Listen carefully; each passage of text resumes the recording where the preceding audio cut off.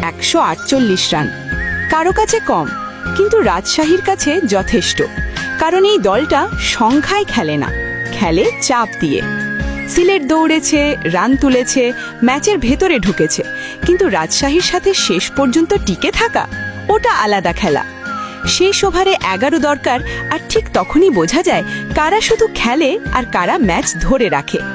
139 এই সংখ্যাটা হার না, এই সংখ্যাটা প্রমাণ যে রাজশাহীর কাছে শেষ ওভার মানেই ভয়, শেষ বল মানেই নিয়ন্ত্রণ।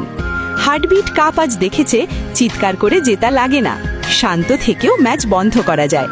আমি আগেও বলেছি, রাজশাহীর শক্তি দৌড়ে নয়, টিকে থাকার ভেতরে। এই দলটা ভাঙে না, এই দলটা নড়ে না, এই দলটা জানে কখন ম্যাচ শেষ করতে হয়।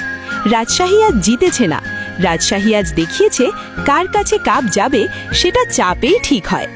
কি রাজশাহীর ফানরা ঠিক বলছি না? কমেন্টে জানিয়ে দাও। রাজশাহী এস ব্যান কমেন্ট করতে ভুলবেন না।